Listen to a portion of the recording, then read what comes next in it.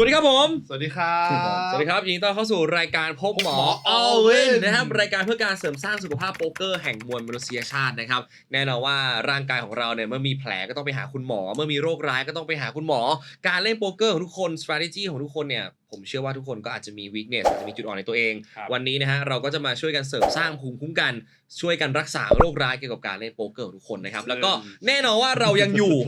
กับใครยังอยู่กับอาจารย์หมอไม่ใช่อาจารย์ใหญ่นะอาจารย์หมอนะครับนักโป๊กเกอร์อันดับหนึ่งของประเทศไทยนะครับปุณณัฐปุณศรีครับผม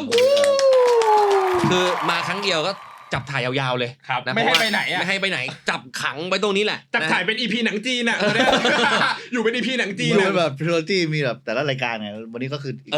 รายการหนึ่งคราวที่แล้วเนี่ยเราพูดถึง Python 500K นะครับแต่ว่าวันนี้เรามีแฮนด์จากพี่ปุณณัฐเหมือนกันนะฮะซึ่งมาจาก 100K No Limit Main Event ของ Triton นะครับที่ก็ที่เดียวกันใช่ไหมบาฮามัสเหมือนกันแต่เป็น Open Event ละก็คือใครก็เล่นใครก็ลงได้ที่มาสมัครนะฮะเราก็แชมป์กี่ครั้งแล้ว2 ครั้งแล้วป่ะเมนนาฬิกาใส่ไม่ต้องเขินพี่ไม่ต้องเขินเราต้องได้1 ครั้งโว้ยต้องนี่ถ้าเขาไปเล่นเมนเขาต้องใส่นาฬิกานั้นด้วยนะให้ดูว่าฉันอ่ะแต่อันนี้ไม่ได้มีนาฬิกานี้เขาเปลี่ยนนาฬิกาเป็นเบรสเลตเลยเอาหรอใช่เป็นเพราะมันเป็น Open Event ที่บาฮามัสด้วยเขาก็เหมือนแบบโคแลบกันครับก็คือได้เบรสเลตอันนึงแล้วก็ได้ถ้วยอันนึงแต่ผู้ชายอันนี้ไม่ได้นาฬิกานะโอ้ยเรามีแล้วตอนนี้ยังเขินแล้วเริ่มขิงแล้วนี่พกไว้ในรถปะเนี่ยเอามาโชว์ปะเนี่ยวันนี้นะฮะเดี๋ยวเราจะมาดูนะครับแฮนด์จาก 100K No Limit Hold'em Main Event ของพี่ปุณณัฐกันนะครับเอาล่ะนี่เป็น day 1ใช่ไหมday 1เลยน่าจะ day 1เลยผมจำได้ที่ level 2เลยเบรกแรกเลยอันนี้รอบที่แล้วเราค่อนข้างดีฟเนาะดีฟอันนี้ดีฟกว่าเดิมอีกเหรอพี่เพราะนี่เขาสตาร์ทนี่กี่ร้อยบิ๊กไบค์ครับเนี่ย200ครับผมคิดว่าน่าจะเริ่มจาก 200,000 แล้วก็แต่นี่มันมีแล้วก็ดับเบิลเลเวลด้วยก็คือเป็น 500,000 2 ทีก็คือ200บิ๊กไบค์เนี่ย2เลเวลแล้วถ้าเป็นปกติสมมุติเลสเซผมว่าผมผิดนะเพราะว่า250ด้วยซ้ำใช่250อาจจะ250เนาะ250นี่ผมมีสตาร์ติ้งใช่เพราะมันไม่มีใครมีต่ำ250เลยใช่ใช่ไหมเพราะเคไฮเนี่ยเขาเพิ่งย้ายมาจากโต๊ะอื่นอันนี้ก็เมื่อกี้ถ้าเกิดดูผิดน่าจะ6 คนนะ6 คนก็เหมือนอันด้วยการเจอโรเจจริงๆดิฟขนาดนี้ก็ไพ่ที่เราจะตีเบสใดก็จะเป็นโอเคคู่ใหญ่หรือคู่ก็จะลีเนียร์หน่อยคู่ควีนอาจจะไม่เพียวคู่ควีนอาจจะมีคู่แจ็คนี่อาจจะแบบเมนลี่คอลเลยด้วยซ้ำแล้วก็จะเป็นพวกแบบ suited ace x ใหญ่ๆโอ้แต่ไซส์นี้ผมชอบเลยนะก็คือเพราะว่ามาพูดถึงไซส์นี้เลยผมว่าคนดูอาจจะคิดว่าเฮ้ยทำไมไม่ 4x 5x ที่มันขนาดนี้เพราะอะไรครับคือเวลาเรา position deep stack มากเราต้องพยายาม generate for equity หรือว่าถ้าเกิดเขาจะ call เราต้อง charge ค่อนข้างเยอะเพราะว่าเราเสียเปรียบค่อนข้างมากแล้วเรนจ์ผมมันไม่ได้โพล่านะแต่เรนจ์ผมเขาเรียกว่า linear มากขึ้นคือว่าเป็นไพ่พวก suited ax ที่ทำ straight ได้ a5 a4 a queen อะไรเงี้ย king x suit ที่ทำ straight ได้พวกแบบ king 10 king jack อะไรเงี้ยแล้วก็พวก suited connector ที่อยู่ในโซนล่างนิดนึงพวก76 5 54ก็คือดีมากๆแบบนี้นะจริงๆแล้วเนี่ยดีมากๆเนี่ยก็คือมันจะเป็นแฮนด์ที่ยังเล่นได้พอร์ตฟอร์มได้ดีอยู่แหละใช่แล้วเรา clear out ไพ่ที่ดีกว่าเราได้เยอะมากๆเลยพวกบรอดเวย์ตรงกลางตรงเนี้ยแล้วคือด้วยความที่เขาจะ4 bet ค่อนข้างน้อยนะผมว่าเพราะว่ามันดีมากๆนะแล้วเขาเป็น position ด้วยไพ่พวกนี้มันเป็นไพ่ที่เราใช้ bluff คู่กลางๆออกเยอะในไลน์บอร์ดใช่คือว่าเรา3 bet 5-4โพดามไปมันตก A King 2 1โพดามเขาก็ต้องหมอคู่8คู่10คู่แจ็คด้วยซ้ำแล้วก็มันทำให้เวลาโป๊กเกอร์มีคอนเซ็ปต์มันชื่อว่า board coverage ก็คือว่าเวลาเราตีแบทไปในทุกๆ position แหละแล้วอยากที่จะมีบอร์ดที่เราเล่นหรือ interact ด้วยได้ทุกบอร์ดหรือถ้าเกิดมันเป็นไปไม่ได้ที่เป็นทุกบอร์ดใช่ไหมเพราะว่าเวนเราไม่สามารถตีแบทได้เยอะขนาดนั้นก็ขอให้มากที่สุดก็พวกด้วยความที่มันดีถึงขั้นที่เราตีแบทพวกคู่9คู่10ไม่ได้แล้วก็เลยต้องใช้ไพ่ที่เวลามันตกในโซนตัวเลข3ตัวเนี่ยมันดีสำหรับเราก็จะเป็นพวกไพ่ที่ทำสเตรทได้2คู่ได้พวกนี้นะครับก็คือถ้าขยายเอาง่ายๆก็คือว่าเฮ้ยพอดีอย่างเงี้ยอยู่ที่บิ๊กบายบางคนก็เห็นว่าเป็น suited connector ก็อาจจะแค่แบบบิ๊กบายเพิ่มไปแค่คอร์ที่จะบอกว่าเฮ้ยต้องการที่จะบาลานซ์ให้ cover ทุกบอร์ดไม่ใช่ว่าเราจะ3 bet จากบิ๊กบายแต่ strong hand มากๆอย่างเดียวไม่ใช่ top end อย่างเดียวใช่พวกนี้มันเป็น big pot hand นะคือว่าเวลาเราติดแจ็คพอตขึ้นมาติดสเตรทสมมติพี่มี5-4ตรงเนี้ยแต่มันเกิดขึ้นไม่บ่อยไงแล้วว่า ดังนั้นเวลามันเกิดขึ้นส่วนใหญ่ที่มันจะกินเต็มคือเวลามันคูลเลอร์คู่8คู่7ดังนั้นเราเลยอยากที่จะตีเบสเวลาดีมากๆเพราะถ้าเรา50บิ๊กเนี่ยอย่างแรกเลยนะเรา50บิ๊กเราตีเบสไปแล้วคู่8คู่9เขาชาร์ปใส่เราใช่ไหมเวลาเรามันดีขนาดเนี้ยเขาไม่สามารถที่จะแบบโฟไปเราได้เนาะแล้วก็เวลาที่เราติดนานๆทีเราติดเนี่ยเราอยากกินเยอะๆใช่ครับอันนี้ก็เริ่มกันที่250บิ๊กเลยทีเดียว258บิ๊กแต่ก็ฟลอปเมื่อกี้ผมเห็นอยู่ก็ผมเลือกที่จะซีเบทฮาร์พอร์ตผมรู้สึกว่า863มันเป็นเท็กเจอร์ที่เราก็มี range advantage ในเชิงของ overpass นะแล้วก็ในเชิงของบางดรอเราบางทีอาจจะมีพวก flush draw พอเขาแต่เราไม่มีเซตเลยอ่ะผมเลยรู้สึกว่า deep ขนาดนี้อาจจะไม่ควร overbet บอร์ดแบบเนี้ยถ้าเกิดมันเป็น threshold 100 big blind หรือว่า80 blind ที่เราอาจจะ comfortable ที่จะ get in overpair อาจจะเริ่มเล่นไซส์ใหญ่กว่า half pot ได้แต่อันที่จริงบอร์ดที่ผมว่าได้หมดแหละครับ half pot แค่อย่าเล็กเกินไปแล้วก็อย่าใหญ่เกินไปเช็คก็ได้แต่ว่าเขาเช็คเรสไหมเช็คเรสใหญ่เนาะ200บิ๊กมันผมว่าถ้าเกิดจะเช็คเรสต้อง specifically อาจจะคู่ A อ่ะพวกเขาเองอาจจะมีคู่คิงได้บ้างอยู่แล้วก็คู่ควีนแต่คืออาจจะเป็นคู่ A ที่ไม่มีดอกจิกอะไรเงี้ยถ้าเกิดเป็นพวกนี่นะจริงๆคู่คิงก็ได้แหละคอมโบผมก็ได้แหละแต่คู่ควีนไม่ได้ครับแล้วคู่คิงผม prefer ที่จะเช็คเรสคอมโบผมมากกว่าถ้าเกิดมีคิงดอกจิกเพราะอยากให้เขาเป็นไพ่ชื่อสีไงใช่ไหมก็ถ้าเกิดพูดง่ายๆแล้วกันถ้าเกิดจะเช็คเรสฟลอปในเชิงของ value นะคิดว่าคู่คิงนั่นแหละเป็นแคนดิเดตที่ดีไม่ใช่เป็นเวิร์สแทนที่เราจะเรียกว่าลูเป็น threshold เป็นthreshold คำนี้มาอีกแล้วมีความรู้ซะแล้วคำนี้มาอีกแล้วคราวนี้จริงๆบอร์ดเนี่ยคนจะคิดว่าจะเช็คเยอะนะแต่ผมกลับคิดว่าด้วยคำที่ผมอธิบายเรนจ์ไพ่เมื่อกี้ไปว่าไพ่ผมที่จะตีเบสพรีฟลอปมีอะไรบ้างมันกลับเป็นไพ่ที่ค่อนข้างดีสำหรับผมนะผมมีสเตรทได้ผมมี 4-5 สูตรผมเริ่มมี2คู่ได้แล้วไงเพราะมันเป็น8-6-3ผมมี2คู่ไม่ได้แต่ว่าพอมัน7มาในครั้งที่ผมเริ่มมี8-7-7-6แล้วอันนี้ก็มีตรงนี้ได้ด้วยแล้วก็ถึงแม้เขาจะมีเซตทั้งหมดได้อยู่แล้วก็19เขามีน่าจะเพียวแล้วผมแทบจะไม่มีเลยแต่มันไม่ใช่ว่าเวลาผมจะบลัฟเธอผมบลัฟด้วยเรนจ์คือมันไม่ใช่เป็นไพ่ที่ผมสามารถบลัฟได้เยอะที่ผมสมมติว่าผมมี King Jack King Queen พวกไพ่ซูท King อะไรอย่างเงี้ยหรือว่าเป็นแบบ A4 อย่างเงี้ยมันไม่ใช่บอร์ดที่น่าบลัฟแล้วอ่ะอาจจะบลัฟบาง A5 อาจจะ King 10แค่นั้นอ่ะใช่ไหมดังนั้นผมก็เลยคิดว่าเราก็อาจจะเบสไม่ได้ถี่มากก็เลือกไซส์ก็ยังไม่ได้เล็กอยู่ก็คือใช้ไซส์ผมว่าผมเบส70มั้ย75ป่ะพี่น่าจะประมาณ 80% ครับเพราะว่าผมรู้สึกว่าผมอาจจะเช็คคู่ควีนอาจจะเบสคู่ควีนถ้าเกิดไม่มีดอกจิกแล้วคู่แจ็คผม always check ถ้าเกิดว่าผมมีแบบตีเบสน้อยมากๆถ้าเกิดผมมีคู่แจ็คนะแล้วก็คู่คิงก็ถ้าเกิดมีคิงดอกจิกก็คงเช็คซะเยอะเหมือนกันก็เลยทำให้ผมอาจจะเบสแบบคู่ A plus ใช่ไหมแล้วก็ King 10ไม่มี flush draw แล้วก็ซัม flush draw ที่ไม่ใช่ ace high ยกเว้น ace 5ดอกจิกเพราะว่ามันมี clearance effect ที่ทำให้เขาหมอบพวก A แหม่มลำตัด A แจ็คลำตัด A 10ลำตัดใช่แล้วก็บาง A King ซึ่งเวลาเราเบสไปเนี่ยแล้ว river ตก A อ่ะมันทำให้โอกาสเรากินเยอะกว่าถ้าเกิดเทิร์นเช็คเข้าใจไหมแต่ถ้าเกิดว่าเทิร์นแต่ถ้าเกิดว่าผม in some world มีเอสควีนดอกจิกหรือเอสคีดอกจิกเทิร์นผมจะไม่มีทางเบ็ดเลยครับทีนี้ก็คือจริงๆน่าสนใจอีกอันนึงก็คือตรงที่บอกว่าอยากบัฟเอคิง10อะไรอย่างงี้ก็เพราะว่าอย่างนั้นมันก็บล็อก19เขาด้วยถูกไหมครับก็มีแฮนด์ที่มีลุ้นสเตตบล็อก19บล็อกคู่คิงแล้วก็ไม่ได้บล็อกเอสไฮหรือเป็นคิงไฮที่จะเหมาะใช่มั้ยที่เขาคอมาลุ้นและเขาอาจจะต้องบลัฟริเวอร์ละเพราะว่ามันไม่ใช่เป็นเพราะว่าเขามีกูดบล็อกเกอร์หรืออะไรแต่ว่ามันเป็นแค่ว่าบอร์ดที่ดีมากๆหรอกครับสมมุติเขาคอเทิร์นคิงแจ็คเราตีคิง10เราตีครับเขาน่าจะฟอร์สที่จะบล็อกหรือว่าคิง10เพราะว่าผมอาจจะมี19ในเรนจ์อยู่คิง10ดอกจิกนี่คืออันนั้นต้องเป็นเพียวจามกับ A10 ดอกจิกผมว่าเขาก็สามารถบล็อก A10 ดอกจิกได้เหมือนกันใช่พี่บุญนัทนี่มี9มั้ยฮะที่เป็นวิบายตรงนี้ผมคิดอย่างนี้เหมือนกันผมคิดว่า9ที่ผมมีคือ19แล้วก็อาจจะแบบผมอาจจะมีคิง9มั้ง A9 ไม่มีมั้ย A9 ไม่มี คิง9ก็เป็น9ซูทใช่อาจจะมีนิดนึงแต่ผมว่าก็เมนลี่คอแหละน้อยผมว่า19น่าจะเป็นเมน9ที่ผมมีนะครับแต่ริเวอร์ตรงนี้พอเขาแจมเนี่ยเอาตรงๆถ้าดูจากในเพอร์สเปคทีฟของผมนะ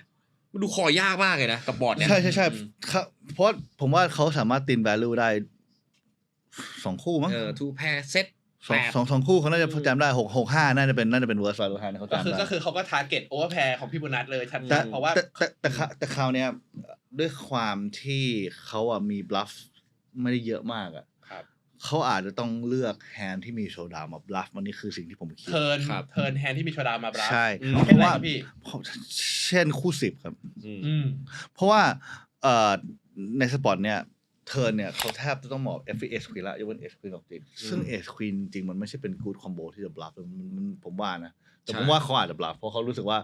เขาพิกกี้มากไม่ได้แต่แล้วถ้าเกิดเห็นว่าไพ่เขา bluff อะไรเขา bluff S Queen แล้วจริงแต่ว่าผมไม่รู้ผมคิดว่าใน theory เนี่ยS Queen อาจจะไม่น่า bluff ขนาดนั้น เพราะว่าเอชควีนมันชนะพวก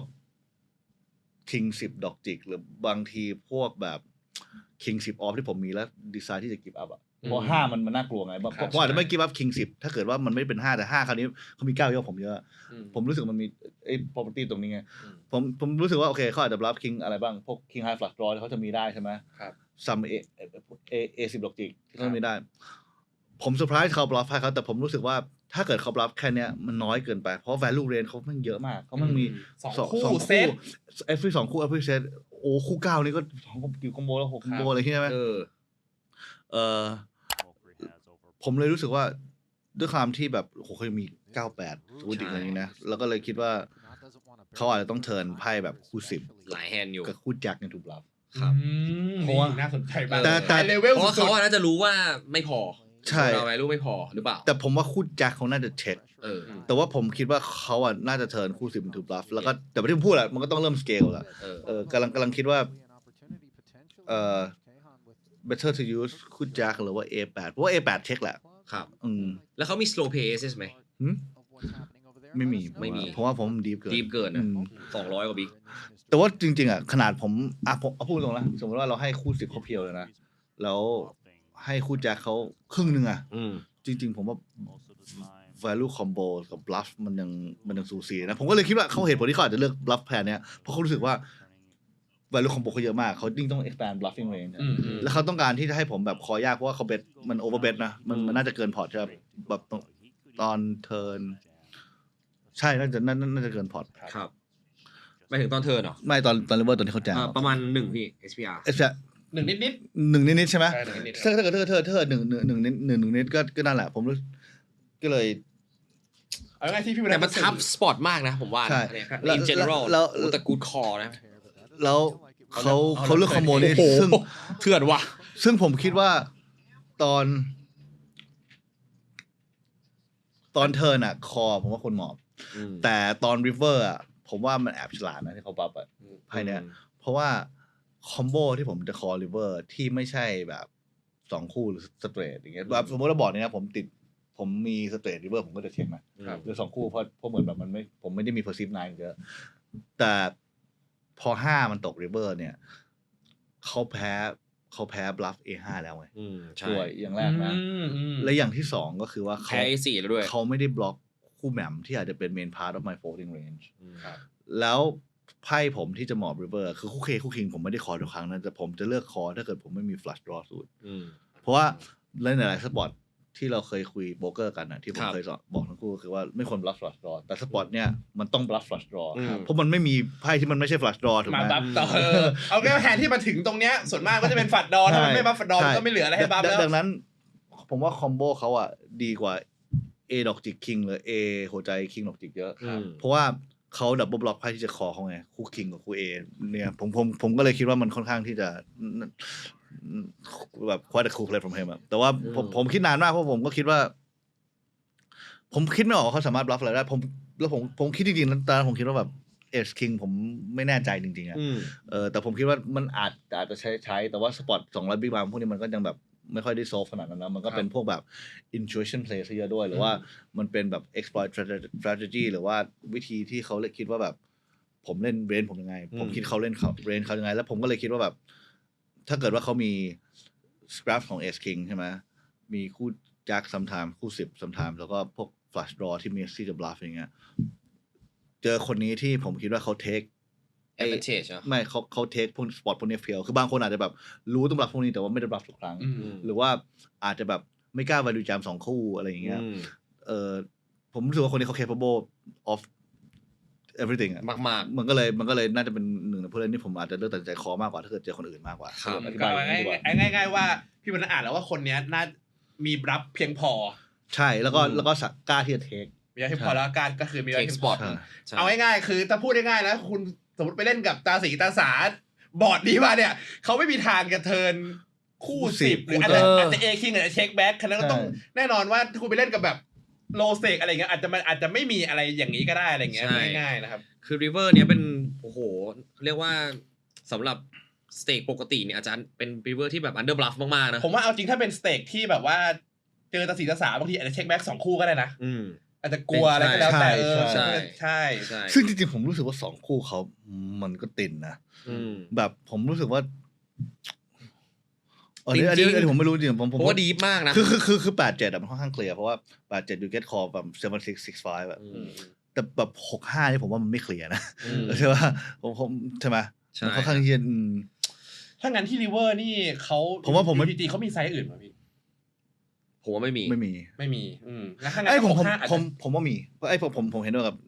ผมเพราะว่าผมรู้สึกว่าถ้าเกิดเขาอยากจะมันจะ build around 2 คู่อ่ะแต่อย่างนั้นมันก็ยากนะเพราะมันก็แบบต้องเลือก bluff บาง bluff ที่เราแบบอยากที่จะแบบไซส์เล็กอ่ะครับผมว่าจริงๆน่าจะไซส์เดียวแหละที่ไปคิดมาแล้วนะถ้าไซส์เดียวฉะนั้นบางที65อาจจะเช็คถ้าเกิดเขามี 150% พอร์ตอาจจะ2 ไซส์2 ไซส์ง่ายๆเลยแล้วก็ถ้าเกิดเขามีเมื่อกี้1.2อะไรเงี้ยนั่นจะไซส์เดียวแล้วมันมี River มาไหนไหมที่มัน worse than 5แล้วพี่จะหมอบ 100% มีป่ะสำหรับคู่คิงช่วง9หรือว่าสุด5เพราะว่าเขามี 10x มากกว่า 9x ใช่ๆแล้วก็เขามี 5x มากกว่า 4x ใช่ไหมใช่แต่ก็ถือว่าเป็นบอร์ดที่ run out รันเอาทุเรศอยู่นะเนี่ยรันเอาแย่มากรันเอาแย่มากนะคือ9อ่ะมันดูเหมือนไม่ต่างกันต่างเยอะไม่ใช่แค่เรื่องไม่ใช่แค่เรื่อง10x อันนี้ครับเรื่อง straight เรื่อง two pair ด้วย 5x simple มากเลยเทิร์นเขาน่าจะคอคู่5แต่เขาต้องเพียว4คู่4แค่นั้นเองดังนั้นพออยู่มา9เนี่ยคือตอนนี้เขาไม่ผมคิดในใจว่าเขาไม่ได้มีคู่4แต่คู่4จริงๆมันมี6คอมโบใช่มั้ยแล้วผมไม่ได้คิดว่าเขามีคู่4สักคอมโบเลยแต่ถ้าเกิดว่าคนที่9ตกเนี่ยเขาในคู่4นี่มาไอ้คู่5นี่มาเยอะเลยเพราะว่าคู่5เนี่ยเขามีไม่ได้เทิร์นคู่4อาจจะแบบดรอมันไอ้นี่เกินช็อตแบบห่วยๆใช่ป่ะติด5มาเดี๋ยวก็แพ้9อะไรเงี้ยก็ถือว่าเป็นแฮนด์ที่ผมว่า salvage ทั้งคู่นะเพราะว่าจริงๆพี่บุญนัทคอลแจมริเวอร์นี่170 ปิกนะแจมผมไม่ได้แฮปปี้เลยนะก็ถือว่าเป็นทัฟสปอร์ตมากคือแล้วผมสิ่งที่น่าสนใจก็คืออยากให้คุณผู้ชมเอาไอเดียของพี่บุญนัทนะเพราะว่าการที่เราจะมาเรนอย่างเงี้ยทุกคนไม่ได้มีเรนแบบคนนี้ใช่เราบางทีสมมติว่ายกตัวอย่างสมมติว่าพี่บุญนัททรีเบตตรงนี้ถ้าไปเจอคนที่แบบว่าเฮ้ย UTG หรือว่าพี่บิ๊กบายเนี่ยเจอคนที่อาจจะไม่มี 4-5 ซูททรีเบตจากบิ๊กบายแต่คนอะไรก็ต้องเรนก็จะเปลี่ยนไปใช่ว่าเขาอาจจะมีแค่แบบ A King หรือ Overpair เท่านั้นก็ได้ถ้าเจอกับเรนบิ๊กบายคนอื่นหรือว่าแบบเจอบางคน UTG อาจจะไม่ได้คอแบบสมมติเลสเขาไม่ได้คอ 5-6 ซูทเขาไม่ได้คอบางคนสมมติยกตัวอย่างฉะนั้นก็อาจจะต้องไปบิวเรนแค่เอาไอเดียพี่บุญนัทแล้วก็ไปบิวเรนกับคู่ต่อสู้ที่เราเล่นด้วยอีกทีนึงลองไปแอพพลายดู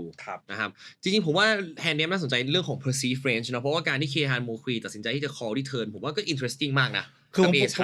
ผมรู้สึกว่าเขาคิดว่าเขาคิดว่าบอร์ดเนี่ยมันบอร์ดเขาด้วยแล้วก็เขาสามารถที่จะเอา play พี่ที่ river ได้อะไรอย่างงี้คือ1เขาดับเบิลบล็อกบอลลูคอมโบผมที่ไม่ใช่พวก2คู่กับสเตรทก็คือว่าคู่ที่เราพูดคือคู่เองคู่คิงใช่ไหม2เจอบางนัดฟลอตรอที่ผมมีบางทีริเวอร์ตก A ผมจะเล่นเช็คคอเยอะดังนั้นเวลาเขามีไอ้เขาเรียกว่าอะไรกึ่งคล้ายๆ imply loss ที่เธอติด A หรือติด king แล้วเขาจะกินเต็มใช่ไหมคือพี่เมื่อกี้ผมบอกผมมี king 10ได้อยู่มีนัดฟลอตรอมาอันได้อยู่บางทีติด one of these cards ที่ไม่ใช่ flush อย่างเงี้ยเขาจะกินเต็ม river A5 มี king 10 A5 ถ้ามาติด A พี่มี A5 อย่างเงี้ยเขาก็เบ็ด river อีกทีนึงแล้วอีกอย่างนึงก็คือเวลามันตกบอลอย่างเงี้ยเขากลับไปบล็อกคู่คิงคู่ A ผมที่มันเป็นคอมโบที่จะคอเขาด้วยอะไรเงี้ยผมก็เลยรู้สึกว่าแบบก็ถือว่ามันยากนะแต่ว่าจริงๆเหตุผลที่ ผมหมอบเทิร์นเพราะผมรู้สึกว่าใน distribution perspective ก็คือว่าในไพ่ที่เขาสามารถวีได้เอคิงมันหนึ่งในไพ่ที่วีที่สุดเฉยๆมันก็มองได้หลายแง่นะมันก็แล้วแต่ว่าเขาก็มองว่ามันไม่มีโชว์ดาวแล้วแหละเขาก็มองว่าเขาก็เทิร์นไม่ผมแค่มองว่าตอนเทิร์นอ่ะที่ผมจะบอกเอคิงเพราะว่ายูมีไพ่ที่ดีกว่าเอคิงเยอะมากที่ดีกว่าเทิร์นใช่ครับในโซนนั้นเขามีเลนส์ตัวเลขอย่างนั้นแต่ว่าคนที่เขาชอบเล่นโพสต์สอบไงเพราะว่าเขาเป็นแบบเฮซับโปรแบบเป็นแบบพวกแบบคนเล่นแบบaggressive อะไรอย่างเงี้ยก็สนุกดีเจอเขาบางทีมันก็ตื่นเต้นอีกแบบนึงแล้วที่เป็นไอเดียว่าบางคนอาจจะมองว่าโหเอคิงมาเล่นท่านี้เป็นพันแต่พี่เราบอกว่าแต่ที่ผมพูดอีกทีคือเอคิงเนี่ยมัน2แล้วกว่าบิ๊กดิฟเขาไม่อยากที่จะ4 bet get it in ป่ะใช่ไหมดังนั้นแบบก็ฟิลโพเดิมแล้วเขาก็มี position ด้วยครับนะฮะแต่ว่าต้องบอกเลยว่าพี่บุญนัทสกินเฮดนี่เท่ไม่หยอกนะอันดับอันนี้ผมยาวหน่อยแล้วกำลังคิดดูทำไงตัดไหมตัดได้นะเริ่มตัดแล้วข้างๆอ่ะตัดได้แบบทรงแบบว่าแบบเขาเรียกว่าอะไรบัสคัทเดี๋ยวก่อน AVT แต่ก็น่าตัดไปนะฮะก็ถือว่าเป็นหนึ่งไนท์แทนที่เป็นพอร์ตที่โอ้โหตอนดูสดเก่งมากเลยดูสดทุกตาเดี๋ยวมีไหมเดี๋ยวมีแฮนที่แบบเดี๋ยวมีน่าจะพอๆกันนะครับน่าจะแฮนที่แพ้แล้วเราไปดูกันเลยดีกว่าถ้างั้นไปดูกันที่แฮนที่2นะครับอันนี้ก็เป็น No Limit Totem Main Event นะฮะแต่นี่ Day 2แล้ว Day 2ละโอเคก็คือสปอร์ตนี้มันก็คือประมาณ one third field left แล้วกันนะใน Triton Main วันที่2 Triton Payout Structure ปีนี้เขาจ่ายมากกว่า 15% เขาจ่ายมา 17% จริงเหรอเพราะเขาอยากให้ recreational cash บ่อยขึ้นอะไรเงี้ยแต่มันก็ทำให้เวลา cash ปุ๊บpayout มัน flat ขึ้นถึง FT มันก็เป็นเหมือนแบบเป็นบับเบิ้ลที่ค่อนข้างใหญ่สำหรับคนที่เล่นเพราะเขาเข้าบับเบิ้ลแล้วปุ๊บแฮนด์แรกๆเนี่ยก็จะเล่นเหมือนชิปเพราะว่ามันนี่มันอยู่ข้างบนครับ but anyway ในสปอร์ตนี้มันก็เหมือนแบบผมก็ยังเล่นไม่ได้ตรงกับชิปมากแต่ว่าก็ยังถือว่า ICM ยังไม่ได้สูงมากแล้วกันเพราะว่าเวลาเราจะดู ICM สูงไม่สูงกันหนึ่งก็คือว่าเราต้องดู average stack ผมรู้สึกว่าผมยังไม่ได้มีเยอะกว่า average stack เยอะขนาดนั้น starting stack มันเท่าไหร่ 250k ใช่ไหมใช่180กว่าคนเหลือ57คน average stack น่าจะประมาณแบบ800,000มั้ยใช่ไหมเป็นประมาณ800,000มั้งเพราะมัน3เท่านี่ใช่ไหม1/3ก็คือถ้าเหลือ90คนเนี่ยคือ 400,000 จะ 500,000 แล้วผม start hand เนี่ยผมต้องมี 900,000 เพราะว่าเรา all in คนละ 800,000 นะก็แสดงว่าผมก็มีประมาณนึง average stack อยู่ถ้าเกิดว่าผมทั้งคู่เนี่ยมีประมาณคนละ1,600,000เนี่ยมันก็จะอีก risk premium มันก็จะเยอะกว่าครับhand นี่มันค่อนข้างน่าสนใจเพราะว่ามันเป็น dynamic ที่เขาเปิดจาก cut off แต่เขาไม่ได้ min raise ที่ผมจำได้จริงๆผมรู้สึกว่าตาเนี้ยเขาเล่นไม่ได้ตรงดีโทหลายอย่างคือ1คือไพ่เขาผมว่าไม่ควรที่จะเปิดพรีเพราะผมรู้สึกว่าช็อตสแต็กเนี่ยน่าจะมี10นิดบิ๊กบลาย10กว่าคือมีช็อตสแต็กที่บิ๊กบายมีช็อตสแต็กบิ๊กบลายแล้วผมรู้สึกว่าเวลาอยู่เจอช็อตสแต็กบิ๊กบลายอยู่ไม่ควรมินเรสอยู่ควรที่จะเปิดอย่างน้อยแบบ 2.5 หรือบางที 3x เลยผมจำไม่ได้ว่าเขามี exactly เท่าไหร่นะเพราะว่าเราอยากให้เขาไม่พิวได้ทุกไพ่ในเรนจ์เขาครับก็คือเราอยากให้เขาดีเฟนส์ยากขึ้นนั่นแหละเราเปิดออสที่มันแย่ขึ้นให้เขาใช่แล้วก็ในไพ่ที่เขาจะยังต้องดีเฟนส์อยู่ดีเจอไซส์ที่ใหญ่ขึ้นเรนจ์ที่เราเปิดมันยังสตรองกว่าเรนจ์ฟลัตทิ้งเขามันก็ได้ value เพิ่มไปอีกสมมติว่าเขาเจอ19ออฟสูตรเขาหมอบไม่ได้นะ11เบรกเนี่ยแต่เราไปเปิดมินเนี่ยก็เราเปิด 2.5 หรือ 2.7 อย่างเงี้ยเขาไงเขาต้องคอ 2.5 2.7 ดีเพราะใช่ไหมมันก็แต่ว่าไพ่ที่เราเปิดอ่ะมันน่าจะสตรองกว่าในเรนจ์ใช่เพราะไพ่ที่เขาจะดีมากเขาแจมใส่เราแล้วเนาะอันนี้คือพูดถึงคนที่ช็อตสแต็กอยู่บิ๊กบายพูดถึงบิ๊กบายใช่บิ๊กบายมีช็อตสแต็กเนี่ยคันออฟเนี่ยเฮ้ยเราเปิดแล้วเราก็อยากจะเปิดเพิ่มไซส์คือไพ่คู่2เนี่ยผมรู้สึกว่ามันเป็นไพ่ที่มันไม่ค่อยดีที่เรนจ์สปอร์ตนี้เพราะว่าเวลาเจอไพ่ที่บิ๊กบายเขาคอนทินิวเนี่ยมันจะเป็นแบบมันจะเพลย์ไม่เวลอยู่มันจะติดเซตอ่ะมันไม่มีเพลย์ใช่แล้วก็เวลาเจอ3 bet โดย behind น่ะเขาอ่ะจะผมว่าคือครั้งนี้ถ้าเกิดเจอ3 bet เล็กจะต้องบางทีต้องคออย่างเงี้ยซึ่งมันเป็นสเตจที่เขาควรที่เริ่มเล่นไทยแล้วเพราะมันใกล้อินเตอร์มันนี่แล้วเขามี average stack ใช่ไหมแล้วเขาเจอแบบผมกับคูณ behind ที่ทั้งสองคนค่อนข้าง aggressive ด้วยอย่างเงี้ยคือไพ่มันไม่ใช่เป็น appealing candidate ที่เขาทำเนี่ยผมจะอธิบายทีหลังว่าทำไมผมรู้สึกว่าเขาไม่ควรทำแต่ผมรู้สึกว่าถ้าผมเป็นเขาหวานจะเปิดคู่4คู่5คู่4อัพอะไรเงี้ยเพราะว่าอย่างน้อย Big Blind Defense เขายังมีสามารถมี one overcard one undercard เช่นพวก12ซูทจัดคือเวลา Big Blind มีช็อตแสกมาเขาถึงแม้จะ2เขาไม่ควรหมอบไพ่ซูเลยดังนั้นแต่คู่2มันไม่มีทางที่เขาจะมีใช่ไหมคือมันเหมือน Big Blind คอมันก็คือเหมือนฟลิปอ่ะแล้วโอเคแต่ anyway เขาดีไซน์ที่จะมินเรสเจอคุณบอกเขานะไพ่ผมเนี่ย คือเรนจ์ผมว่าผมก็ด้วยความที่บิ๊กไบล์เขาชอยมากมันเล่นได้2แบบนะมันอีกแล้ว flat แล้วก็ให้บิ๊กไบอินดิวส์บิ๊กไบปะ แต่เวลาผม flat กับบิ๊กไบล์มัน ไม่ค่อย ใช่ ชับน้อย คือ เนอะ จริงๆสปอร์ตเนี่ยผมว่าที่คนเล่นผิดคือคน flat มากเกินไปแต่เรายังควรที่จะมี trap ที่จะ flat นะถ้าพวก flat trap ที่ดีอะเป็นพวกไอ้ queen suit อย่างเงี้ยแล้วก็พวกคู่กลางๆที่แบบรู้สึกว่าเราคอแบบพวกคู่บางคู่แบบที่อาจจะเล่นแบบ out of position ไม่ได้ดีขนาดนั้นแบบคู่แจ็คอย่างเงี้ยอาจจะคู่10อะอะไรอย่างเงี้ยแต่ว่าเราสามารถที่จะฟลัดไปคนที่เขาจาม worst pass worst ace เขาฟลัดแล้วเราแบ็กจามได้หรือบางทีเราอาจจะคอแล้วก็หลับตาคออีกทีหนึ่งก็ได้แบบคู่10อย่างเงี้ยนะเพราะเขาอาจจะต้องจามคู่9อย่างเงี้ยใช่ไหมครับก็แต่มันก็เป็นสปอร์ตที่ผมคิดว่าผมยัง3 bet เยอะอยู่ดีซึ่งผมว่าในเข้าแวร์เพราะว่าผมไม่ได้มี risk premium เยอะจาก big blind ผมอาจจะ squeeze A 2 suit A 10 off อะไรเงี้ยแล้ว big blind wake up มาด้วยไพ่ที่เขา all in ได้ผมก็ไม่ได้เสียเยอะเพราะเขามีแค่10นิดๆ big blind คราวเนี้ยเหตุผลที่ผมเอาให้ผมสนานนะ S king จริงๆ S king ทุกคนบอกว่าผมต้อง squeeze อยู่แล้วก็ผมไม่ใช่ squeeze 3 bet ผมก็3 bet จากเขาได้ 40,000 เป็น140,000ก็คือ 3.5 x ซึ่งผมว่ามันน่าจะ standard ใน40 big ในเลเวลนี้บางทีคนอาจจะชอบ 4x 4.5x ถ้าเกิดเกิน40 big deep แต่ผมรู้สึกว่ามันเป็นสเตจที่เขาต้องเล่นค่อนข้างไทยเขาไม่ได้คอแบบชิปอะใช่ไหมแบบเขาอาจจะต้องหมอบ A10 off อะไรเงี้ยมันไม่เหมือนเขาเล่นชิปอย่างนี้นะผมก็เลยเลือกที่จะเล่นไซส์นี้ตีเบ็ดไปซะก็ตีเบ็ดไป 3.5x ก็คราวเนี้ยผมคิดว่านอกจากไพ่เขาไม่ควรโอเพ่นแต่นี้เราไปเช็คทีหลังก็ได้นะเราก็ผมชิลมากผมยังไม่ได้ดู ผมไม่ใช่เพราะมันเป็นโหนดที่มันโซฟยากเพราะว่า1-3ฟิลมันอยู่มันองค์ประกอบมันเยอะแบบ average แตกตำแหน่งในโต๊ะอะไรอย่างคนไหนมีชิปเท่าไหร่มันคอมพลีเคทมากแต่ว่าเราดูคร่าวแต่ผมค่อนข้างชัวร์ว่าถ้าเกิดผมตีเว็บไปแล้วไพ่เขาต้องหมอบเหตุผลหลักเลยนะเพราะผมคิดว่ามันเป็นสปอร์ตที่ผมอ่ะจะตีเว็บ A2 ซูทมากกว่า A5 ซูทเพราะผมรู้สึกว่าผมสามารถ flat พวก A5 A4 ได้บ้างเพราะผมสามารถ flat A5 ใช่ไหมเขาแจมนี่หมอบผมยังคอได้อีกทีใช่อะไรประมาณเนี้ยผมว่าเขาบล็อกแบบโอเค one off my main bluff ด้วยกัน2ก็คือว่ามันก็ถ้าเกิดว่าอยู่เลือกที่จะแจมคู่คือผมเข้าใจนะว่าอยากที่จะแจมคู่ที่เล็กที่สุดแล้วอาจจะ flat พวกคู่6ขึ้นไปเพราะ variability post ก็คือปกติมันจะค่อนข้าง pattern ที่แจม the worst pair ใช่ป่ะ the middling oneแบบอยู่ตามแล้วก็แจมคู่2อาจจะทำให้เราหมอบคู่ด้วยแล้วก็ดีนายเยอะขึ้นหน่อยแล้วก็ไอ้คู่กลางๆบางทีก็มันมี post of variability จะ bluffing range ผมได้อยู่ใช่ไหมแล้วก็จะเริ่มชักพวกคู่ใหญ่ที่ต้องการชักเพื่อ value หรือว่าต้องการ protection แบบสปอร์ตนี้คู่จักคู่10เนี่ยจะชักเยอะคู่9ถึงคู่6จะ flat เยอะแล้วก็คู่ king คู่ A ก็บางทีคลิกบ้างบางทีคู่ A trap บ้างอะไรเงี้ยใช่อะไรเงี้ยซึ่งแต่ผมรู้สึกว่า1ด้วยคำที่คู่2มัน bottom จริงๆอ่ะแล้วมันบล็อกบลัฟผมที่เป็น A2 ด้วยผมรู้สึกว่าค่ายเขาต้องโฟเพราะถ้าเกิดเขาเพียวจามคือเราต้องคิดว่าสปอร์ตเนี้ยมันเล่นไม่เหมือนชิปนะมันมี ICM เข้ามาเกี่ยวถ้าเกิดเขาชับทุกคู่2คู่3คู่4คู่5ผมมันมากเกินไปชับเยอะไปเรื่องนี้มันเป็นสปอร์ตที่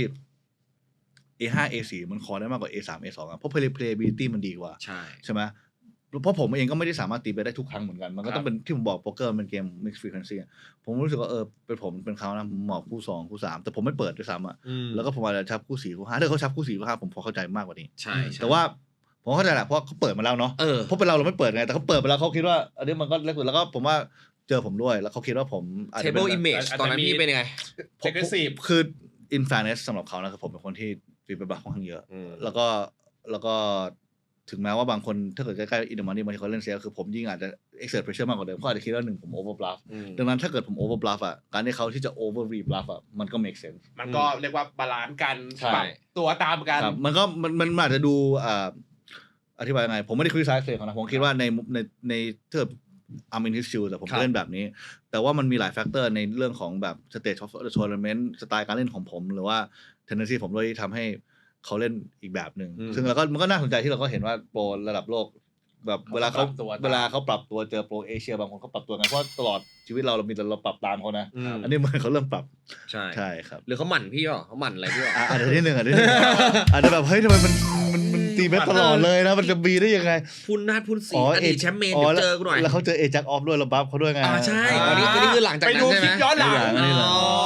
เขาหมั่นจริงด้วยอารมณ์นั่นแบบต้องล่อซะแล้วอันนี้ ก็อารมณ์ว่าถ้าเกิดว่าเลสเซคอนฟิกเดิมสมมติพี่3 เบสเอแจ็คออฟอีพี่ต้องหมอบปะ40บิ๊กหมอบเลยแต่ว่าเป็นผมอาจจะคอแค่คอแต่ว่าถ้าเกิดว่าตีเป็น A10 ออฟนั้นหมอบไปแล้วครับเอจักออฟหมอบใช่แล้วก็เลยไปฟลิปกันแบบใหญ่มากนะ82บิ๊กบลายพอร์ตแล้วคือคู่อ่ะแล้วอย่างนึงมันเป็นสปอร์ตที่ผมไม่สามารถตีเป็นอินดูแบบพี่ผมพูดแล้วคู่9คู่8คู่10ได้ขนาดนั้นก็อาจจะได้บางทีแต่ไม่ขนาดนั้นมันก็เลยทำให้เขาจริงๆเวลาเขาเจอพูดตรงๆนะเขาไม่เจอคู่ใหญ่กว่าเยอะขนาดนั้นแต่ก็ยังเยอะอยู่ดีแหละเซตไปเลยนะกินเลยคือเอาง่ายๆคือว่าพี่บุญนั้นอาจจะไม่ได้ทรีเบตคู่8คู่9ที่สมอบ่ายด้วยก็อาจจะแบบคู่10มิกซ์แล้วก็แต่ว่ามันเป็นสปอร์ตที่อาจจะน่าแค่ขอคู่10เพื่อให้นี่แจมก็อาจจะแบบคู่แจ็คขึ้นไปก็คือเอาจริงๆในเรียนพี่ปุณนั้นเนี่ยก็ต้องบอกว่าคู่2เขาเนี่ยแทบจะไม่ได้เบเนฟิตอะไรเลยจากการแจมตรงนี้เพราะว่าคู่กลางๆที่เขาอยากจะอาจจะไล่ให้พี่ปุณนั้นหมอบสมมติพี่ปุณนั้นแค่แฟดแหละพี่ปุณนั้นไม่ได้ทีเบ็ดคือที่เขาแจมเบเนฟิตหลักๆเลยคือเขากินพอร์ตโดยที่ไม่ต้องพิวเพราะว่าได้ไอ้เคลียร์ equity ไงเป็น equity นายเอาไปเพราะว่าทุกบลัฟผมเนี่ยมี2โอเวอร์การ์ดหมดถูกไหมแล้วผมต้องบอกพวกนี้เยอะมากอันนี้คือเบนฟิตก็คือว่า all in ไปกินพอร์ตพี่ปุณนั้นหมอบแล้วก็เขาก็ได้ที่เราเรียกว่า equity realization ด้วยคือว่าเขาสามารถ realize กับAce King Ace Queen ได้ก็คือเรียกว่าเป็นก็ฟลิปคือถ้าเกิดว่าเขาหมอบแล้วเขาแค่ตามเนี่ยมันตก10-9-2ผมเป็น Ace King เขาต้องหมอบกลายเป็นว่าในจังหวะที่ไพ่ผมใหญ่แต่ไม่ได้เป็นคู่เนี่ยอย่างน้อยเขาก็51%แบบที่เขาเป็นใช่ไหม51.2%โอ้แต่นี่เราก็ถึงแม้หน้าตาจะดูทิ้วขนาดนี้แต่ speak highly of him มากๆนะคือพยายามหาเหตุผลให้แบบ justify ชาวเวียร่าหมด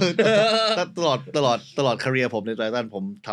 ำช็อปที่มันเป็นช็อปที่ high variance แล้วก็หลายจังหวะตาม theory ผิดค่อนข้างเยอะมากในแต่ละช่วงเวลาที่ผมทำก็เหมือนความเข้าใจของผมมันไม่ได้แค่อิงถึงเรื่อง theory แต่แบบผมพยายามจะคิดด้วยคู่ต่อสู้เล่นยังไงผมก็เลยคิดว่าการที่เขาอาจจะเล่นต่างจากทฤษฎีอาจจะเป็นเพราะว่าเขาก็อยากที่จะปรับเจอการเล่นของผมเหมือนกันคิดแบบใจเขาใจเรานะฮะก็ถือว่ารู้สึกเคยทำใส่คนอื่นแล้วพูดง่ายผมเคยทำใส่คนอื่นเขาไปเยอะตอนผมทำผมก็กินครับใช่อะไรประมาณนี้อาจจะไปนั่งทิ้วแบบนี้ก็ได้เลยสปอร์ตดีนะคือสมมติเรามีเอชคิงคืออะไรเราอยากเห็นเอชควีนนะหรือว่าA5 ซูดนะเปิดมาอย่างนี้ผมรู้สึกตายนะคือรู้สึกว่าแบบรู้สึกไม่น่าเลยสักนิดไม่น่าชนะอ่ะตาเนี่ยแบบเขาบ้างใส่มาอย่างนี้แล้วมันให้ก็ดูฟอบตกมาแบ็คดอร์ฟงฝัดอะไรก็ไม่มีหัวใจสบายให้กูเฮ้ยหลังจากนั้นก็เหลือ5 Big Blind แล้วเกิดอะไรขึ้นไหมฮะก็ผมก็ชับผม King 5 off ก็เอชนะก็ได้โชว์แล้ว5 Big แล้วก็ Big Blind เขามี Ace King แต่เสียดายมากจริงรายการนี้ผมอยากไปดีมากเพราะผมชอบ Titan Main ผมว่า structure เขาโอเคแล้วก็ฟีลค่อนข้างใหญ่คือมันไม่ได้บ่อยที่อยู่สามารถเล่นแสนเหรียญแล้วคนเยอะขนาดนี้ส่วนใหญ่อาจจะเป็นแบบ60 คน80 คนมากสุด100อ่ะนี่182นะแล้วนั้นผู้เล่นที่อยู่เล่นค่อนข้างหลากหลายคือรอบเนี้ยไททันเขาได้ไปจัดใกล้ๆโซนอเมริกาก็เลยมีผู้เล่นอเมริกาเยอะใช่ไหมคือจะแสนเหรียญจะเยอะสุดไม่อเมริกาก็เอเชียนี่แหละยุโรปนี่จะน้อยกว่านี้ครับนะฮะก็ถือว่าเป็นอีกแฮนด์หนึ่งที่ได้เห็นมุมมองของไปเล่นนะแล้วก็คือผมว่ามุมมองที่อย่างที่บอกไปว่าเราปรับเลนตามกันยังไงแล้วผมว่าอีกคีย์เทคเอาเวย์นึงที่ผมชอบน่าสนใจก็คือว่าพี่วนันพูดว่าเฮ้ยสมมติว่าเราเล่น opposition เนี่ยบางทีเราทรีเบตเนี่ยคือเราก็ต้องทรีเบตใหญ่ขึ้นหน่อยเพราะว่าเขาคอเราก็เล่นยากใช่ไหมฮะแต่อันเนี้ยพี่วนันก็มองเราว่าเฮ้ยในสปอร์ตเนี้ย ICM อย่างนี้เขาไม่ได้มีการแฟลตทรีเบตเยอะขนาดนั้นทำให้ไซส์มันก็ไม่จำเป็นต้องใหญ่เท่าเดิมมันก็ลดลงมาตามเรนที่เขาจะขอก็คือมีการทั้งปรับไซส์ปรับเรนที่เขาจะขอไปด้วยแล้วเรนที่เขาจะ continue เขาจะเลือกที่จะเล่นเป็นการ all in บ่อยมาด้วยผมว่าก็คือเรนเขาคอนติเนียมันเขาเหมาะมากขึ้นด้วยแล้วเขาก็จะอาจจะคอน้อยลงแล้วก็แจมส่วนเดียวไพ่คอเขาค่อนข้างที่คอนเดนซ์มากตรงนั้นแบบเวลาที่เราเจอเขาแจมใส่อย่างเงี้ยเราก็เสียน้อยลงไงแล้วเรนเราก็ค่อนข้างถ้าเกิดว่าเราบราฟแล้วก็เสียน้อยลงแล้วเรนเราค่อนข้างโพล่ามากกว่าแล้วคือไพ่เราไม่เป็นพวกแบบoffsuit king x หรือoffsuit ax หรือว่าแบบ suit king x ax อย่างเงี้ยแล้วก็จะเป็นพวกคู่แจ็คขึ้นไปเลยไงหรือว่า x queen suit ขึ้นไปเลยซึ่งเราไม่ได้หมายที่จะ raise size เล็กอยู่แล้วเพราะเวลาเจอพิวเราน่าจะ1ไม่ dominate range เขาก็2ก็คือว่า playability post flop เราดีมากอยู่แล้วใช่ไหมครับครับผมก็เป็นอีกหนึ่งแฮนด์นะฮะที่น่าเสียดายถ้าฟลิปผ่านแล้วก็นะไปไกลไปยาวนะ 87บิ๊กนะครับแต่ว่าไม่เป็นไร เรื่องของการฟลิปมันก็ 50% ใช่ 50% เขาเอาใหม่ปีนี้ แล้วก็เอาใหม่ปีนี้นะฮะครั้งสต็อปแรกที่เจจู เราได้เจจู สต็อปแรกที่เจจูนะครับเอาล่ะก็ถือว่าเป็นอีก2แฮนด์ที่ช่วยให้เราเนี่ยเปิดมุมมองใหม่ๆนะครับเกี่ยวกับโป๊กเกอร์มากขึ้นเนาะ ก็ดีแค่นี้ดีนะมันเป็น ผมชอบนะ แต่ว่ามัน ใช่ interesting นะ ครับ ใช่ใช่มันไม่ใช่แค่ว่าโป๊กเกอร์ไม่ใช่เกมที่ว่าเฮ้ยทุกคนแข่งกันติดนัดมันไม่ใช่นะ ใช่ มันเป็นเกมที่คอมเพล็กซ์กว่านั้น อืม มัน complicated กว่านั้น และก็ interesting มาก แล้วก็ไม่ใช่ว่าโหคนมาเห็นอะไรเอคิงเจ22จบไม่ใช่เฮ้ยมันมี เออ ดีเทลลึกชิบหาย แต่ค ว่าน อะไร คนเขาไม่ realize ว่าถ้าเกิดสปอร์ตนี้เบียร่าถือแบบคู่6คู่7เขาน่าจะแค่ขอ ใช่ไหมครับ ใช่ใช่40บิ๊กไบยังมีคอได้อยู่สบายๆเลยนะครับแล้วเขาก็จะอาจจะชัฟแจ็คส์100% น่าจะ tens maybe 10ก็น่าจะเกือบ100ผมว่า เนี่ยน่าจะเกือบ100นะฮะแล้วก็ไปฟลิปกันแล้วถ้าเกิดว่า let's say ชาวมี ace queen suited เหมือนกันก็ flat แฟลตเหมือนกัน นะฮะ อย่างน้อยคีปพวก A น่าจะจำออฟสูตรมากกว่าสูตรแต่สปอร์ตนี้ใช่ ครับผมและนี่ก็คือทั้งหมดสำหรับวันนี้นะครับพี่ปุณณัทแล้วก็พี่แชมป์ในพบหมอ all in นะครับรายการรักษาปัญหาโป๊กเกอร์แบบมือโปรก็เป็นอีก2แฮนด์ไฮสเต็กที่วันนี้เนี่ยอาจารย์หมอปุณณัทเนี่ยมาให้ความ ผม รู้ แอดพอยต์นึงได้ไหมเลย ได้ครับ ได้เลยเชิญครับ เมื่ พี่ อกี้ที่พูดถึงเอสเหตุผลที่จะจำออฟสูตรมากกว่าสูตรโดยเฉพาะถ้าเกิดมีโพซิชันนะ อืม และโดยเฉพาะ high ICM situation ที่สอบเขาไม่สามารถ continue ได้เยอะเหตุผลที่คอสูตรคือบางทีเวลาเล่นโป๊กเกอร์บางทีเราอยากจะชับไพ่ที่มี equity มากกว่าใช่ไหมแต่ในสปอร์ตเนี่ยโดยเฉพาะค่อนข้างชัดเจนนะคือว่าเราอยากเลือกไพ่ที่เราคอฟอบได้เยอะขึ้นสมมติว่าเรามีเอทควีนออฟสูตรเนี่ยถ้าเกิดบอร์ดที่เราไม่ติด A ติดควีนเนี่ยเราถ้าต้องหมอบเยอะกว่าปกติเพราะว่ามันเป็น high ICM มันไม่ใช่ว่าบอร์ดมันตกเป็นโลการ์ดอย่างเงี้ยเราจะคอได้ทุกโลการ์ด ใช่ว่าเราจะมาโฟลต A high ได้ทุกอย่าง แต่ว่าบางทีถ้าเกิดว่ามันเป็นแบบชิปเราคอได้บ่อยกว่าซีนอนี้ถูกไหมแต่เวลามันเป็นซูดอ่ะมันมีแค่หลายบอร์ดที่เราสามารถ คอนติเนียต่อได้ แค่นั้นเอง ฟอบต่อได้ ครับแค่นั้นเอง ก็คือต้องบอกว่ามันมี ICM นั่นแหละคือพอมี ICM ปุ๊บแบบโพสต์ฟอบมันก็ต้องมีการระมัดระวังตัวมาก มากขึ้ ขึ้น น ไม่ใช่ว่า ไม่ โห ใช่แค่ pre-flop ไม่ใช่ เราจะมาเสียชิปกันไปเรื่อยๆคอเหมือนชิป EV 100ใบโฟส A Queen อะไรไปเรื่อยไม่ใช่อย่างนั้น ตรงโคง5-4ไว้แล้วคอเอควีนแบ็คดอยมันก็ไม่ได้ไงแต่ถ้าเกิดมันมีแบบแบ็คดอยฟอร์ดเป็นคอได้ทีหนึ่งใช่ไหม ครับ เออ ก็กลายเป็นจริงๆก็กลายเป็น vice versa เพราะว่า let's say อันนี้คือ configuration แบบ40 big 40กว่าบิ๊ก แต่ถ้าเกิดเป็น under 30 big นี่ก็ get in ทั้งซูทและทั้ง off ซูทเลย ใช่ Ace Queen off ใช่ สำหรับชาวเวีย ก็ ร่า ก็กลายเป็นแบบ value sharp ไป ก็กลายเป็น เพราะว่าคราวนี้เขามี30อาจจะมีเอจากสูตรละ ครับ ก็เป็น value sharp ไปครับ โอเค อืม นะฮะก็วันนี้ขอบคุณพี่ปุณณัทมากๆเลยนะครับที่มาพูดคุยเอาแฮนด์ที่น่าสนใจมา break down ให้เราฟังในแต่ละพาร์ทแล้วก็พูดถึง thought process นะครับเบื้องหลังความคิดต่างๆ ในแต่ละแฮนด์นะฮะแล้วก็ที่สำคัญคือพูดถึงวิลเลนแบบ speak highly of him มากๆแปลว่าอะไรภาษาไทย speak highly of him ก็คือ ให้เกียรติ พูดถึงเขาในแง่ดีมาก ครับ ๆนะครับถึงแม้ว่าหน้าดูหน้าเด็กทิวปะ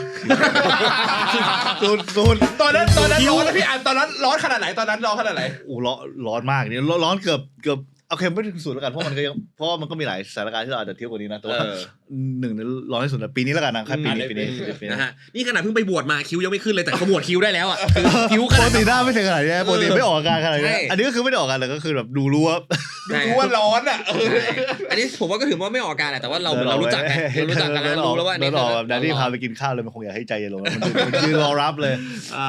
ก็ถ้าอยากสนับสนุนช่องเฮียตักนะครับแล้วก็รายการพบหมอเอาอินนะครับก็สามารถ subscribe นะครับกดไลค์กดแชร์คลิปนี้แล้วก็อย่าลืมนะครับ super thanks กันได้ ซุป นะ เปอ ครับ ร์แตงเดี๋ยวเงินส่วนหนึ่งเอาไปสมทบพี่มนัสลงไฮเลอร์100,000 เหรียญ ลงไฮโรลเลอร์เสร็จเหรียญกันทุกๆปีนะฮะให้โดนชาวเวียร่ามารีชับคู่2ไปเรื่อยๆนะฮะแล้วก็ไปฟิวกับเขาไปเรื่อยๆนะฮะก็ทำให้พวกเรามีกำลังใจในการทำงานต่อไปนะครับแล้วก็วันนี้ขอบคุณนะครับอาจารย์หมอปุณณัทมากๆนะครับที่มาเสียสละเวลานะ1 วันเต็มๆเลยนะครับในการมาพูดถึงแฮนด์ของตัวเองนะครับแต่ว่าผมรู้แหละว่าพี่ชอบพูดถึงแฮนด์โป๊กเกอร์อยู่แล้วเป็นสิ่งที่เรารักอะเนาะเป็นสิ่งที่เราพูดได้เรื่อยๆ ใช่แค่ไม่ได้มีโอกาสได้พูดเยอะคือ ครับผมขอบคุณพี่ปุณณัทมากนะครับวันนี้ครับ ครับสวัสดี เอาล่ะเดี๋ยวมาดูว่าอีพีหน้านะครับจะมีโปรคนไหนนะครับที่จะมา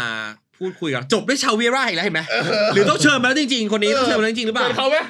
เขาอยู่ประเทศอะไรดินี่ของประเทศอะไรโปรตุเกส โปรตุเกส ไปไกลเลยนะไม่รู้เขาจะมาหรือเปล่านะฮะเดี๋ยวมาดูกันต่อนะครับว่า EP หน้านะครับผมพบหมอจะเป็นพวกเรา2 คนจะเชิญใครมา break down แฮนด์กันอีกครับ